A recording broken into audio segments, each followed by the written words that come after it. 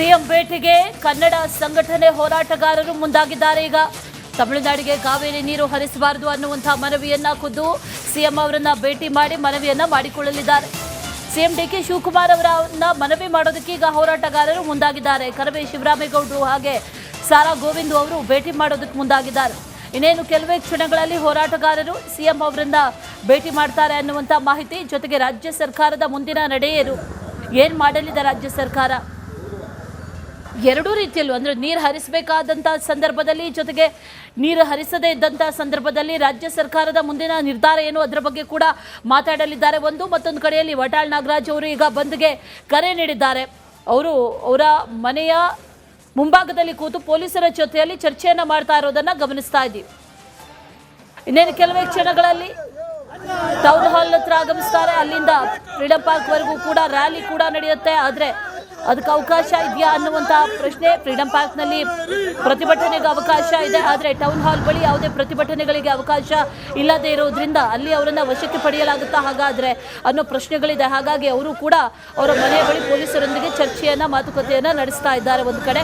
ಮತ್ತೊಂದು ಕಡೆಯಲ್ಲಿ ಕನ್ನಡ ಪರ ಹೋರಾಟಗಾರರು ಸಿಎಂ ಡಿಕೆ ಶಿವಕುಮಾರ್ ಅವರನ್ನು ಭೇಟಿ ಮಾಡಿ ಮನವಿಯನ್ನು ಸಲ್ಲಿಕೆ ಮಾಡಲಿದ್ದಾರೆ ಅನ್ನುವಂಥ ಮಾಹಿತಿ.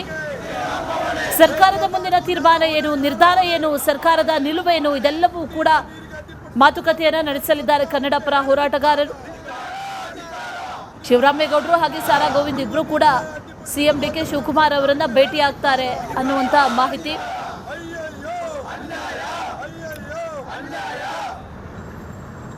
ಈಗಾಗಲೇ ಕನ್ನಡ ಪರ ಹೋರಾಟಗಾರರು ಸಿಎಂ ಡಿಕೆ ಶಿವಕುಮಾರ್ ಅವರನ್ನ ಭೇಟಿ ಆಗಿದ್ದಾರೆ ಅನ್ನುವಂಥ ಮಾಹಿತಿ ಕೂಡ ಸದ್ಯಕ್ಕೆ ಸಿಗ್ತಾ ಇದೆ. ಭೇಟಿ ಆಗಿದ್ದಾರೆ, ಮಾತುಕತೆ ನಡೆಸಿದ್ದಾರೆ. ಸರ್ಕಾರದ ಮುಂದಿನ ನಿರ್ಧಾರಗಳು ಯಾವ ರೀತಿ ಆಗಿರಲಿದೆ, ನೀರನ್ನು ಹರಿಸುವಂಥ ವಿಚಾರದಲ್ಲಿ ಈಗಾಗಲೇ ನೀರು ಹರಿಸಿಯಾಗಿದೆ, ಅದನ್ನು ಸಮರ್ಥವಾದವನ್ನ ಸೋಮವಾರದ ದಿನ ಯಾವ ರೀತಿ ರಾಜ್ಯ ಸರ್ಕಾರ ಮಾಡುತ್ತೆ ಅನ್ನುವಂಥ ವಿಚಾರ ಸುಪ್ರೀಂ ಕೋರ್ಟ್ ಮುಂದೆ ವಿಚಾರಣೆಗೆ ಬಂದಂತಹ ಸಂದರ್ಭದಲ್ಲಿ ರಾಜ್ಯ ಸರ್ಕಾರದ ಪ್ರತಿವಾದಗಳು ಏನು, ಜೊತೆಯಲ್ಲಿ ಈಗ ಸದ್ಯಕ್ಕೆ ಕಾವೇರಿ ನೀರನ್ನು ಹರಿಸುವಂತಹ ನಿಟ್ಟಿನಲ್ಲಿ ರಾಜ್ಯ ಸರ್ಕಾರದ ನಿರ್ಧಾರಗಳೇನು, ಇದೆಲ್ಲದರ ಬಗ್ಗೆಯೂ ಕೂಡ ಕನ್ನಡ ಪರ ಹೋರಾಟಗಾರರು ಭೇಟಿ ಮಾಡಿ ಸಿಎಂ ಅವರ ಜೊತೆ ಮಾತುಕತೆಯನ್ನ ನಡೆಸಿದ್ದಾರೆ ಅನ್ನೋ ಮಾಹಿತಿ ಸದ್ಯಕ್ಕೆ ಸಿಗ್ತಾ ಇದೆ. ಮತ್ತೊಂದು ಕಡೆಯಲ್ಲಿ ಗಮನಿಸ್ತಾ ಇದ್ವಿ ವಿಜುವಲ್ಸ್ ಅಲ್ಲಿ, ಇನ್ನೇನು ಕೆಲವೇ ಕ್ಷಣಗಳಲ್ಲಿ ರ್ಯಾಲಿ ಆರಂಭ ಆಗುತ್ತೆ.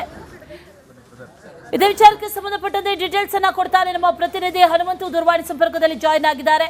ಹನುಮಂತು, ಇವತ್ತಿನ ಹೋರಾಟ, ಇವತ್ತಿನ ಪ್ರತಿಭಟನೆ, ಬಂದ್, ಇದೆಲ್ಲದರ ಕಾವು ಹೆಚ್ಚಾಗ್ತಾ ಇದೆ ಅನ್ನುವಂಥ ಒಂದಷ್ಟು ಸೂಚನೆಗಳು ಸಿಗ್ತಾ ಇದೆ. ಡೀಟೇಲ್ಸ್ ಏನಿದೆ?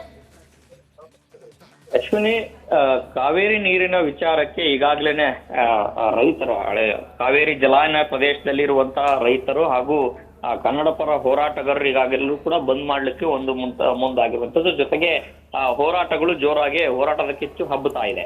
ಇದರ ನಡುವೆ ಮುಖ್ಯಮಂತ್ರಿ ಡಿ ಕೆ ಶಿವಕುಮಾರ್ ಅವರ ನಿವಾಸಕ್ಕೆ ಕನ್ನಡ ಪರ ಕರ್ನಾಟಕ ರಕ್ಷಣಾ ವೇದಿಕೆ ಶಿವರಾಮೇಗೌಡರ ಬಣ ಹಾಗೂ ಸಾರಾ ಗೋವಿಂದ್ ಅವರು ಸೇರಿದಂತೆ ಕೋಡಿಹಳ್ಳಿ ಚಂದ್ರಶೇಖರ್ ಸೇರಿದಂತೆ ಒಟ್ಟು ಕನ್ನಡ ಪರ ಹೋರಾಟಗಾರರ ನಿಯೋಗ ಈಗ ಮುಖ್ಯಮಂತ್ರಿಗಳ ಸದಾಶಿವನಗರದಲ್ಲಿರುವಂತಹ ನಿವಾಸಕ್ಕೆ ಬಂದು ಭೇಟಿ ಮಾಡಿರುವಂತದ್ದು. ಪ್ರಮುಖವಾಗಿ ಇವತ್ತಿನ ಕಾವೇರಿ ನೀರಿನ ವಿಚಾರಕ್ಕಾಗಿ ಆಗ್ತಾ ಇರುವಂತಹ ಅನ್ಯಾಯಗಳೇನಿದೆ ಆ ಅನ್ಯಾಯಗಳ ಕುರಿತು ಮನವಿಯನ್ನ ಮುಖ್ಯಮಂತ್ರಿಗಳ ಗಮನಕ್ಕೆ ತರಲಿಕ್ಕೆ, ಮುಖ್ಯಮಂತ್ರಿಗಳಿಗೆ ಮನವಿ ಕೊಡ್ಲಿಕ್ಕೆ ಈಗ ಬಂದಿರುವಂತದ್ದು.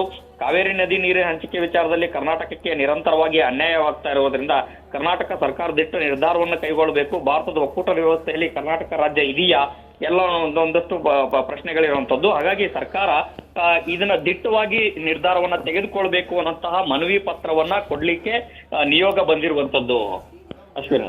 All right Hanumanth, thank you ಡೀಟೇಲ್ಸ್ಗೆ.